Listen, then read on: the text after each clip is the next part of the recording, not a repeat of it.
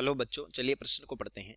Hydrogen परमाणु में निम्नलिखित में से कौन से इलेक्ट्रॉन संक्रमण के लिए ऊर्जा की अधिकतम मात्रा आवश्यक होगी। एबीसीडी 4 विकल्प दिए, सही विकल्प का पता करना है। चलिए प्रश्न की मुख्य अवधारणा पे बात करते हैं। मुख्य अवधारणा देखिए, नाभिक से दूर जाने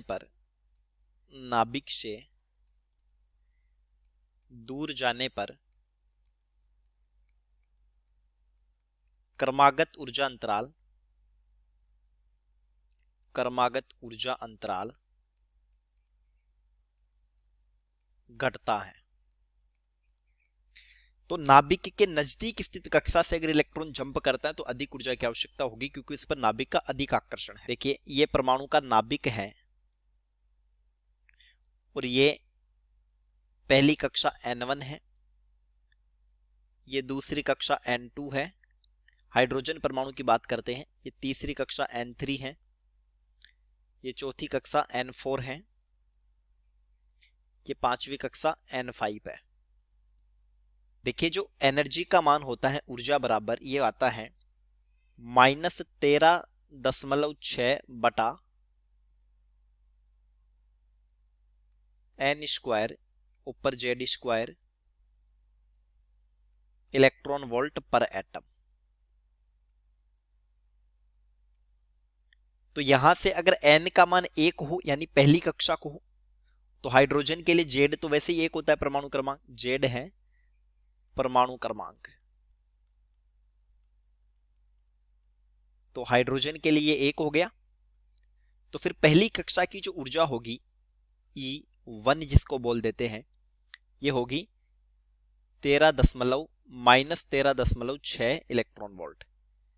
इसके लिए जो E2 होगी ये हो जाती है -3.4 इलेक्ट्रॉन वोल्ट। E3 जो होगी ये आती है -1.51 इलेक्ट्रॉन वोल्ट और E4 का मान आता है -0.85 इलेक्ट्रॉन वोल्ट और E5 का मान आता है -0.54 इलेक्ट्रॉन वोल्ट। तो ये जो एनर्जी गैप है, अगर हम -3.4 में से -13.6 को घटाते हैं तो ये 10.2 इलेक्ट्रॉन वोल्ट है। ये जो एनर्जी गैप है 1.89 इलेक्ट्रॉन वोल्ट है। ये जो एनर्जी गैप है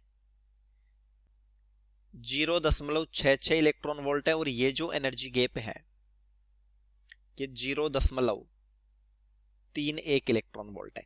अब यहां से हम समझ सकते हैं, देखिए जो एनर्जी गैप है, जंप करने के लिए उतनी ही ऊर्जा की आवश्यकता होती है।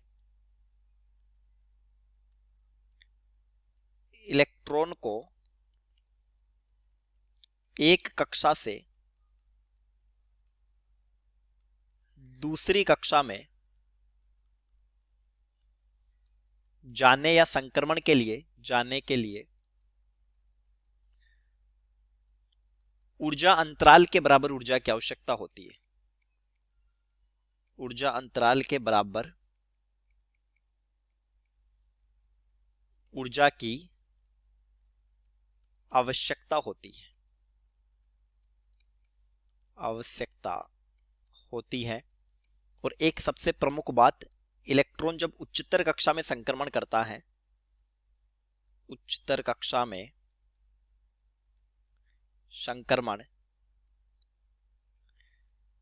तब ऊर्जा की आवश्यकता होगी। ऊर्जा यानी हम कह सकते हैं ऊर्जा अवशोषित होगी, अवशोषित। और अगर इलेक्ट्रॉन उच्च ऊर्जा से निम्नतर जो कक्षा में संक्रमण करता है, उच्च कक्षा से निम्नतर कक्षा में संक्रमण, तब इलेक्ट्रॉन ऊर्जा उत्सर्जित करेगा। अब देखिए हमारे प्रश्न का सही विकल्प जो है, N1 से N2 में जब इलेक्ट्रॉन जाएगा तो नाभिक के नजदीक स्थित कक्षा से वैसे ही अधिक ऊर्जा की आवश्यकता होती है, क्योंकि इलेक्ट्रॉन पर आकर्षण है। तो अधिकतम ऊर्जा तो यही आवश्यक होगी और हाइड्रोजन के लिए ये मान आ जाएगा 10.2 इलेक्ट्रॉन वोल्ट। बी में दिया है n बराबर 2 से n बराबर 3। देखिए सी समझने वाला पॉइंट है कि n बराबर जब अनंत से n बराबर 1 में आए तो यहां पर इलेक्ट्रॉन ने उच्चतर कक्षा से निम्नतर कक्षा में संक्रमण किया है, तो यहां पर ऊर्जा उत्सर्जित होगी। तो ये तो वैसे ही उत्तर नहीं हो सकता। और डी है n बराबर 3 से n बराबर 5, इससे भी अधिक 10.2 इलेक्ट्रॉन वोल्ट ही होता है, तो उत्तर हो गया विकल्प ए। चलिए उम्मीद करता हूं प्रश्न समझ आया होगा। धन्यवाद।